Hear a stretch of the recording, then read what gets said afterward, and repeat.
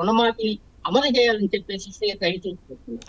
Right, thank you Ravi. అది ఖమ్మంలో ఒక రైతు ఆవేదన. ఆయన పార్టీలకు అతీతంగా మాట్లాడుతూ ఉన్నారు. రైతు బాగుంటేనే రాష్ట్రం బాగుంటుంది, దేశం బాగుంటుంది అంటారు. కానీ ప్రతి రాజకీయ పార్టీ, ప్రతి రాజకీయ నాయకుడు కూడా రైతుల్ని మోసం చేస్తూ ఉన్నారు అని ఆ రైతు ఆవేదన వ్యక్తం చేస్తూ ఉన్నారు.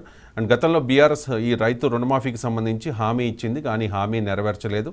ఇప్పుడు కాంగ్రెస్ అధికారంలోకి వచ్చిన తర్వాత హామీ ఇచ్చింది, కానీ ఇచ్చిన హామీని కరెక్ట్గా అమలు చేయడం లేదు, అందరూ కూడా లబ్ధి పొందడం లేదు అని. అంటే దీనిలో రాజకీయ ప్రయోజనాలని అన్ని పార్టీలు కూడా ప్రతి నాయకుడు కూడా కోరుకుంటున్నాడు అనేది ఆ రైతు ఆవేదన. ఒకసారి కరీంనగర్ వెళ్దాం. కరీంనగర్లో కూడా చాలామంది రైతులు ఆశపడ్డారు రైతు రుణమాఫీ అవుతుంది అని చెప్పి. కానీ కొన్ని షరతులు పెట్టింది ప్రభుత్వం. ఆ షరతుల వల్ల అందరూ కూడా లబ్ధిదారులుగా మారలేకపోయారు. వాళ్ళు అంటే మాకు కూడా రైతు రుణమాఫీ పూర్తి చేయాలి, మేము కూడా కష్టాల్లో ఉన్నాం, మేము కూడా రైతులమే అని చెప్పి అందరూ రిక్వెస్ట్ చేస్తున్న పరిస్థితి. మరి వాస్తవంగా కరీంనగర్లో ఎంతమంది రైతులకి రుణమాఫీ అయ్యింది, ఇంకా జరగాల్సిన వాళ్ళు ఎంతమంది, అక్కడ రైతులు ఏమంటూ ఉన్నారో మా ప్రతినిధి కరీంనగర్ నుంచి రిషికేష్ అందిస్తారు. రిషికేష్.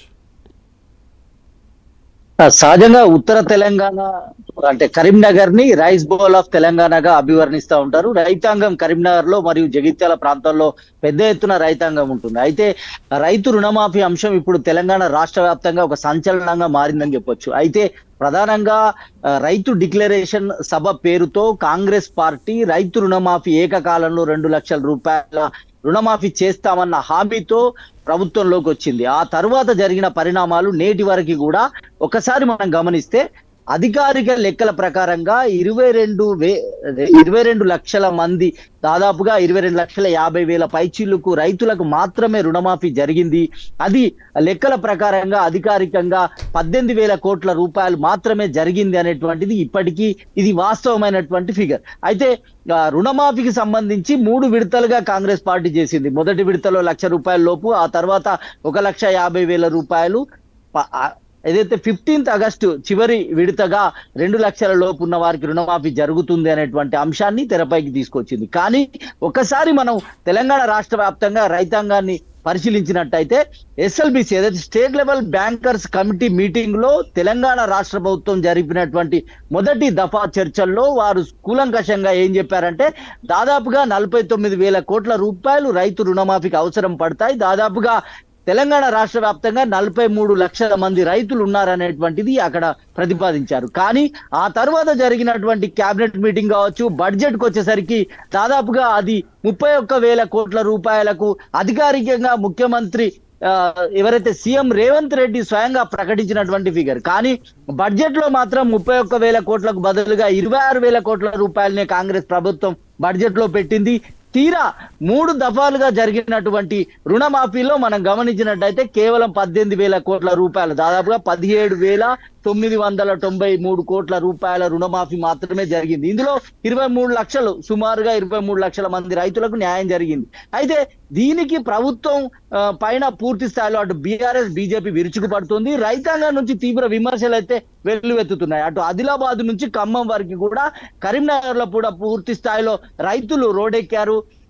ఇక్కడ శంకరపట్నం కావచ్చు, ములంగూరు కావచ్చు, అదేవిధంగా జగిత్యాలకు సంబంధించినటువంటి మేడిపల్లిలో కాంగ్రెస్ నాయకులుగా ఉన్నటువంటి రైతాంగం కూడా ఆత్మహత్య యత్నాలకు ప్రయత్నించింది. శవయాత్రలు చేశారు సీఎం రేవంత్ రెడ్డి. పెద్ద ఎత్తున ఒక దుమారం కొనసాగింది. కానీ ఇక్కడ కాంగ్రెస్ ప్రభుత్వం మాత్రం హరీష్ రావును టార్గెట్ చేసింది. రుణమాఫీ చేశాం, 2 లక్షల రుణమాఫీ చేశాం, నువ్వు రాజీనామా చేయాలంటూ ఆయన పైన విరుచుకుపడింది. ఏకంగా ఫ్లెక్సీ వార్ కూడా కొనసాగింది. ఇప్పుడు రాష్ట్ర వ్యాప్తంగా బీఆర్ఎస్ కి తర్వాత కాంగ్రెస్ కి మధ్య ఈ యొక్క రచ్చ అయితే కొనసాగుతా ఉంది. అటు రైతాంగం పెద్ద ఎత్తున స్పందిస్తా ఉంది. టెక్నికల్ గా మనం కొన్ని అంశాలు చూసినట్టయితే 2 లక్షల పైన రుణం తీసుకున్నటువంటి రైతులకు ఆ రుణమే దాదాపు ఒక రైతు 3 లక్షల రూపాయల రుణం తీసుకుంటే రూపాయలు ఆయన డిపాజిట్ చేస్తే 2 లక్షలు మేము డిపాజిట్ చేస్తాం అనేటువంటి అంశాన్ని వ్యవసాయ శాఖ మంత్రి తుమ్మల నాగేశ్వరరావు చెప్పడంతో ఈ యొక్క దుమారం ఇంకా పెచ్చుమీరింది. పూర్తి స్థాయిలో రైతాంగం నుంచి నిరసన వ్యక్తం అవుతోంది. అయితే మీరు చేయాల్సిన రుణమాఫీ అయితే చేయాలి. అంటే ఒక కుటుంబంలో తండ్రితో పాటుగా 2-3 కొడుకులు ఉంటే వారికి కూడా, భార్య కూడా పొలాలు, పాస్బుక్లు అనేటువంటివి ఉంటాయి. కానీ కాంగ్రెస్ ప్రభుత్వం తీసుకున్న నిర్ణయాలు మనం పరిశీలిస్తే ఒక కుటుంబంగా మాత్రమే కన్సిడర్ చేసినట్టుగా తెలుస్తోంది. అంటే దీంతో పాటుగా రేషన్ కార్డు, ఆహార భద్రత కార్డు ఉన్న వారికి మాత్రమే రుణమాఫీ చేశారు. ఇలా 3 టెక్నికల్ అంశాల కారణంగా చాలా మంది ఫిల్టర్ అయిపోయారు. ఇంకా 43 లక్షల మంది, అంటే దాదాపు 23 లక్షల మంది రైతాంగానికి రుణమాఫీ జరగాల్సి ఉంది. ఇంకా దాదాపుగా 30,000 కోట్లకు పైగా రుణమాఫీ జరగాల్సి ఉంది అనేటువంటిది ఇక్కడ బీఆర్ఎస్ వాదన, రైతాంగం నుంచి వస్తున్నటువంటి నిరసన. అయితే తాజాగా కేంద్ర మంత్రి ఎవరైతే బండి సంజయ్ కుమార్ కొద్దిసేపటి క్రితం మాట్లాడారు కరీంనగర్ లో, దీనిపైన శ్వేతపత్రం విడుదల చేయాలి కాంగ్రెస్ ప్రభుత్వం, ఎంతమందికి ఏ ప్రాతిపదికన రుణమాఫీ చేసింది అనే అంశం పైన క్లారిటీ ఇవ్వాలి. ఒకవేళ సజావుగా రుణమాఫీ జరిగినట్టయితే రైతులు ఎందుకు రోడ్డెక్కుతారు? బీజేపీ రైతుల పాలిట ఏదైతే మద్దతుగా నిలుస్తుంది, పోరాటం చేస్తుంది అనేటువంటి ఒక ప్రకటన చేశారు. రేపు మంగళవారం రాష్ట్ర వ్యాప్తంగా కూడా నిరసనలకు పిలిపించింది. ఇప్పటికే కాంగ్రెస్ పార్టీ పైన బీఆర్ఎస్ పార్టీ విరుచుకుపడుతోంది. క్షేత్రస్థాయిలో ఎక్కడ ప్రతి ఇంటింటికి వెళ్లి ప్రతి రైతాంగం యొక్క గడప తటుతాం, ఎవరికి రుణమాఫీ ఎందుకు జరగలేదనే అంశాన్ని తీసుకొని ప్రభుత్వానికి వివరిస్తాం. ఆ తర్వాత ప్రభుత్వం మారకపోతే పోరాటం చేసి ప్రభుత్వం యొక్క మెడల్ వంచుతామని బీఆర్ఎస్ హరీష్ రావు, అదేవిధంగా వర్కింగ్ ప్రెసిడెంట్ కేటీఆర్ చెప్తున్నారు. బీఆర్ఎస్ బీజేపీలో చేస్తున్న పోరాటంలో కాంగ్రెస్ ఎట్లా ఎదుర్కోబోతోంది, రైతాంగం ఉన్నటువంటి సమస్యను ఏ రకంగా పరిష్కరించబోతోంది అనే పొలిటికల్ ఇష్యూ అయింది. రిషికేష్ చాలా పెద్ద పొలిటికల్ ఇష్యూ అయింది. సో 3 పార్టీలు కూడా ఒకరి మీద ఒకరు ఆరోపణలు చేసుకుంటూ ఉన్న పరిస్థితి.